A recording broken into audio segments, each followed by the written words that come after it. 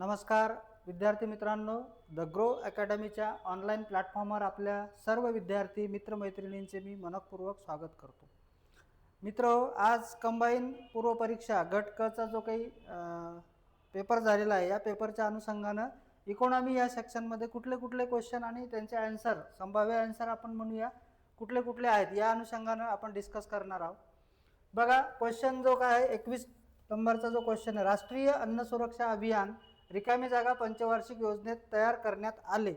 तर या ठिकाणी आपल्याला जे पर्याय आहे, पर्याय क्रमांक 3 11व्या पंचवार्षिक योजनेमध्ये साधारणतः 2007-8 या वर्षामध्ये हे जे राष्ट्रीय अन्न सुरक्षा अभियान आहे हे तयार करण्यात आलं होतं आणि त्याची सुरुवात 2007-8 मध्ये करण्यात आली होती। म्हणून या क्वेश्चनचं जे उत्तर असेल ते पर्याय क्रमांक 3 11वी योजना असेल। पुढचा जो काही प्रश्न आहे तो बघूया मित्रो। पुढच्या क्वेश्चन कडे जाताना बघा, पुढीलपैकी योग्य विधान ओळखा, अशा पद्धतीने हा क्वेश्चन होता। स्टेटमेंट होता आणि दोन स्टेटमेंटवर आपल्याला उत्तर द्यायचं होतं। खालीलपैकी काय म्हटलेलं आहे, कुठलं बरोबर आहे कुठलं अयोग्य आहे, तर योग्य विचारलं होतं। राष्ट्रीय उत्पन्न, उत्पादन आणि रोजगार पातळी यावर प्रतिकूल परिणाम टाळण्यासाठी सरकार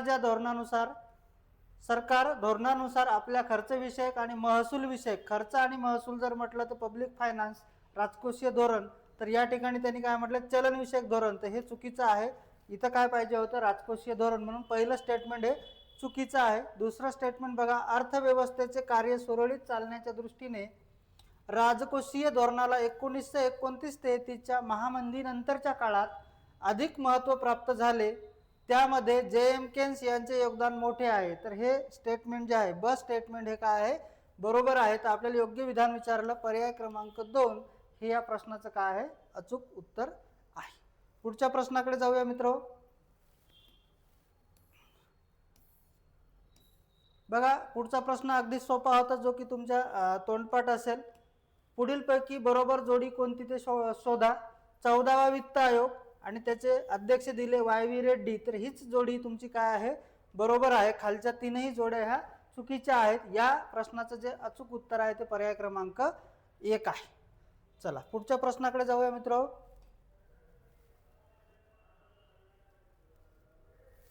पुढचा प्रश्न बघा काय होता, जनधन योजनेच्या रिगार्डिंग हा क्वेश्चन होता। या ठिकाणी त्यांनी काय म्हटलं की खालीलपैकी कोणता पर्याय दिनांक 14/8/2018 पासूनच्या विस्तारित प्रधानमंत्री जनधन योजनेतील 3 प्रमुख सुधारणा योग्यरित्या दर्शवतो। तर जनधन योजना आपल्याला माहिती आहे, जी काही एक्सटेंडेड जी काही जनधन योजना आहे यामध्ये काय सुधारणा होत्या, तर पर्याय क्रमांक 3 जर बघितला तर ओव्हरड्राफ्ट मर्यादा वाढवली होती, 5,000हून 10,000 केलेली आहे। विमा संरक्षण वाढवले, जे की तुमचं 1 लाखावरून 2 लाख करण्यात आलेलं आहे आणि वयोमर्यादा वाढवली आहे। जर बघितलं आपण तर 18 ते 60 हा वयोगट होता, या ठिकाणी 18 ते 65 हा वयोगट करण्यात आलेला आहे। म्हणून पर्याय क्रमांक 3 हे या प्रश्नाचं काय आहे अचूक उत्तर आहे। पुढचा प्रश्न बघूया मित्र। अगदी सोपे क्वेश्चन किंवा पीवायक्यू बेस क्वेश्चन होते। जर आपण एकूण बघितलं इकॉनॉमी मध्ये तर 15 क्वेश्चन इकॉनॉमीवरचे आणि तुमचे 2 क्वेश्चन करंट वरचे हे इकॉनॉमीवर आधारित होते। त्यापैकी साधारणतः तुमचे 17 पैकी 14 प्रश्न हे काय होते एकदम इझी कॅटेगरी मधले होते। 2-3 क्वेश्चनच फक्त थोडेसे टॅकल करायला अवघड होते। बघा, या ठिकाणी 1991 मध्ये स्थापन झालेली एम नरसिंहम समिती खालीलपैकी कशाशी संबंधित आहे, तर आपल्या सगळ्यांच्या तोंडपाठ आहे पर्याय क्रमांक 4 हे या प्रश्नाचं काय उत्तर आहे। वित्त विषयक सुधारणा समिती होती। पुढचा प्रश्न जर बघितला आपण 26 क्रमांकाचा जो प्रश्न आहे, तर या ठिकाणी परत एकदा आपल्याला काय विचारलंय, समिती विचारलेली आहे। सरकारने मे 2016 मध्ये राजकोषीय जबाबदारी आणि अर्थसंकल्प व्यवस्थापन कायद्याचा आढावा घेण्यासाठी रिकामी जागा यांच्या अध्यक्षतेखाली 5 सदस्यीय समिती नियुक्त केली होती। पीवायक्यू आहे, याच्या पूर्वी सुद्धा हा क्वेश्चन आला होता। पर्याय क्रमांक 2 हे या प्रश्नाचं काय आहे अचूक उत्तर आहे। नक्कीच तुम्ही याला व्यवस्थित टॅकल केलेला असेल, पीवायक्यू बेस क्वेश्चन होता। त्याच्यानंतर पुढचा क्वेश्चन बघूया मित्र। पुढचा क्वेश्चन जो बघितला तर नीती आयोगाच्या रिगार्डिंग आहे। नीती आयोगाची स्थापना कधी झाली असा क्वेश्चन आहे।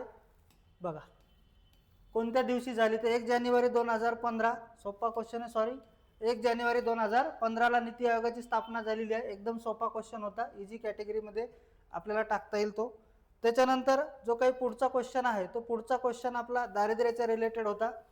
बघा मित्र, दारिद्र्य रेषेच्या व्याख्यांचे स्पष्टीकरण कोणत्या समितीने केले आहे? तर या प्रश्नाचं उत्तर नक्कीच तुम्हाला आलेलं असेल. तेंडुलकर समिती आपल्याला माहित आहे, रंगराजन समिती आहे. विजय केळकर समिती ही कर सुधारणा विषयक समिती होती आणि आर्यन मल्होत्रा समिती ही विमा क्षेत्र सुधारणा समिती होती. तर अ आणि ब, मग अ आणि ब म्हटलं तर पर्याय क्रमांक 2 हे या प्रश्नाचं अचूक उत्तर आहे. बऱ्यापैकी काय म्हणता येईल आपल्याला की जे काही प्रश्न विचारले होते, संदिग्धता कुठल्याही प्रश्नामध्ये नाही. सगळ्याच्या सगळ्या प्रश्नाचं उत्तर तुम्हाला बऱ्यापैकी माहीत असेल, किंवा प्रश्नाचं उत्तर किंवा प्रश्न रद्द होण्याची शक्यता, प्रश्नाचं उत्तर बदलण्याची शक्यता यामध्ये जास्त दिसत नाही आहे. म्हणजे क्लिअर कट क्वेश्चन विचारले होते. बघा पुढचा क्वेश्चन आहे 29 क्रमांकाचा, औद्योगिक धोरणाबाबत होता. आपण औद्योगिक क्षेत्र, उद्योग क्षेत्र अभ्यासतो. या ठिकाणी तुम्हाला बघा पहिलं स्टेटमेंट आहे 1948च्या औद्योगिक धोरणाने भारतासाठी मिश्र अर्थव्यवस्थेच्या स्थापनेचे उद्दिष्ट स्पष्ट केले होते. स्टेटमेंट ए करेक्ट आहे. 1948च्या औद्योगिक धोरणापेक्षा 1956च्या औद्योगिक धोरणाने सार्वजनिक क्षेत्रातील उद्योगांना त्यांच्या विकासाला अधिक महत्त्व दिल्याचे दिसून येते. बरोबर आहे स्टेटमेंट. ब स्टेटमेंट सुद्धा बरोबर आहे. आणि तिसरं स्टेटमेंट होतं 1991च्या धोरणानुसार सार्वजनिक क्षेत्रामध्ये फक्त 17 उद्योग, तर या ठिकाणी 17 नाही, इथं 8 उद्योग राखून ठेवण्यात आले होते. म्हणून तितकं स्टेटमेंट जे आहे ते चुकीचं आहे. आपल्याला काय विचारलं प्रश्नामध्ये, चुकीचे विधान कुठले आहे? तर पर्याय क्रमांक आपण 3 क स्टेटमेंट काय आहे, चुकीचं आहे. हे या प्रश्नाचं काय आहे, अचूक उत्तर आहे. पुढचा प्रश्न बघूया मित्र. पुढचा प्रश्न जर बघितला आपण तर या ठिकाणी राष्ट्रीय लोकसंख्या धोरण, ज्यावर वारंवार आयोगाकडून प्रश्न विचारला जातो, PYQ बेस क्वेश्चन आहे. बऱ्यापैकी विद्यार्थी मित्रांचा हा बरोबर आला असेल. राष्ट्रीय लोकसंख्या धोरण 2000च्या उद्दिष्टामध्ये समाविष्ट आहे. काय समाविष्ट आहे? स्थूल प्रजनन दर वाढवणे, बरोबर आहे. सॉरी, स्थूल प्रजनन दर घटविणे असं स्टेटमेंट आहे. हे स्टेटमेंट बरोबर आहे. 2045 पर्यंत लोकसंख्या काय करणे, स्थिर करणे. दोन्ही स्टेटमेंट बरोबर आहे. त्याच्यानंतर आपण जर खाली बघितलं ड स्टेटमेंट, 2045 पर्यंत 100% नागरीकरण साध्य. 100% नागरीकरण हे साध्य करायचं उद्दिष्ट कुठल्याच धोरणामध्ये मांडलेलं नाही. म्हणून पर्याय क्रमांक 4 आणि पर्याय क्रमांक 2 निघून जातो. या ठिकाणी अ, ब आणि अ, क. तर आपण धोरणानुसार अ, ब, तर पर्याय क्रमांक 1 हे या प्रश्नाचं काय आहे, अचूक उत्तर आहे. इझी कॅटेगरी मधलाच क्वेश्चन होता, या ठिकाणी आपल्याला सांगता येईल. पुढचा क्वेश्चन बघा मित्र, जो की काठिण्य पातळीच्या दृष्टीनं या 15 किंवा 17 क्वेश्चन पैकी एक कठीण क्वेश्चन होता असं आपल्याला सांगता येईल. बऱ्याच वेळा आपण सार्वजनिक कर्जाबाबत जास्त डिटेल अभ्यास करत नाही. या ठिकाणी काय म्हटलं, सार्वजनिक कर्जाच्या स्थिरतेसाठी सामान्यतः स्वीकृत निकष रिकामी जागा हे आहे. तर पहिलं स्टेटमेंट काय, विशिष्ट कालावधीत कर्ज शून्य करणे हे स्वीकृत निकष सार्वजनिक कर्जाच्या बाबतीत नाही. स्टेटमेंट ए काय आहे, चुकीचं आहे. दुसरं आहे भविष्यातील कर्ज आणि जीडीपी गुणोत्तर आजच्या कर्ज जीडीपी गुणोत्तराच्या विशिष्ट भागापर्यंत कमी केले पाहिजे. तर स्टेटमेंट बरोबर आहे. जीडीपी आणि सार्वजनिक कर्जाचा जे काही रेशो असतो तो एकतर काय करायचा असतो, कमी करायचा असतो किंवा रिड्युसिंग असतो.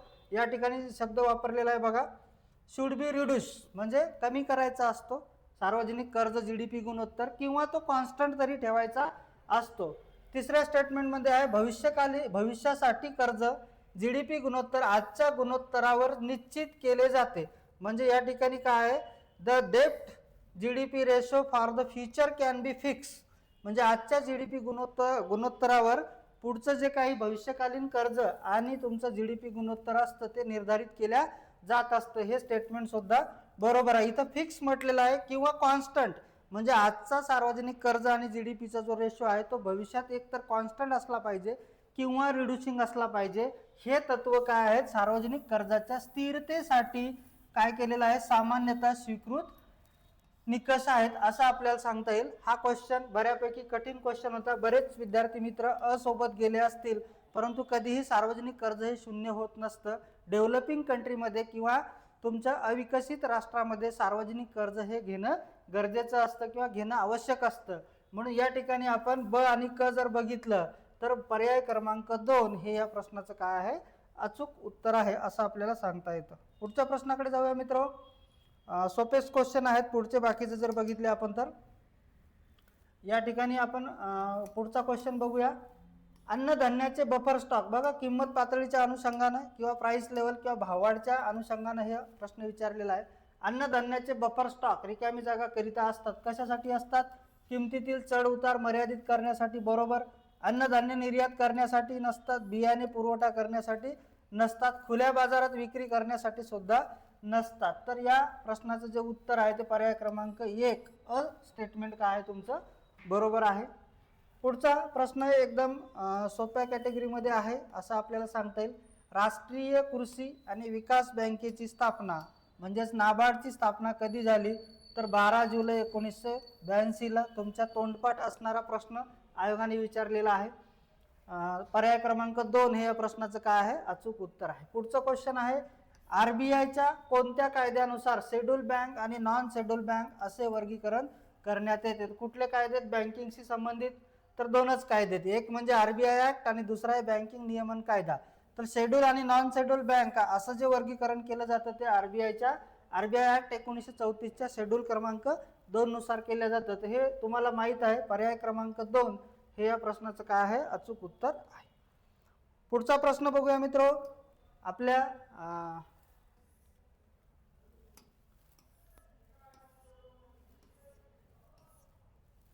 चला, हा इकॉनॉमीच्या अनुषंगाने हा जो काही क्वेश्चन होता यावर आपण बघूया.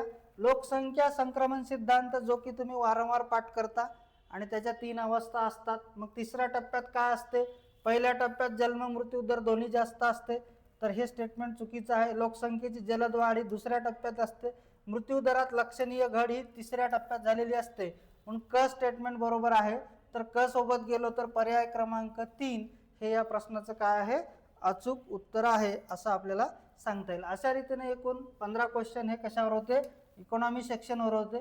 त्यासोबत करंटवर काही क्वेश्चन आले होते. करंटचा जर विचार केला तर 2 क्वेश्चन आले होते. त्यामध्ये लाडकी बहीण योजना असेल आणि प्रधानमंत्री जन पीएम. पुढचा क्वेश्चन बघूया आपण या ठिकाणी. करंटवरचा याच्या खालीच आलेला आहे, तर या ठिकाणी जो काही या प्रश्नाचं उत्तर आहे त्यावर सुद्धा आपण डिस्कस करू. पीएम धनधान्य कृषी योजना, जी की 16 जुलै 2025ला सुरू करण्यात आली. स्टेटमेंट बरोबर आहे. इथं 100 जिल्हे आहेत, तर स्टेटमेंट बी हे चूक आहे, म्हणून पर्याय क्रमांक 2 हे या प्रश्नाचं काय आहे, अचूक उत्तर आहे. त्याच्यानंतर जो काही पुढचा क्वेश्चन आहे तो आपला लाडक्या बहीण योजनेवर आहे.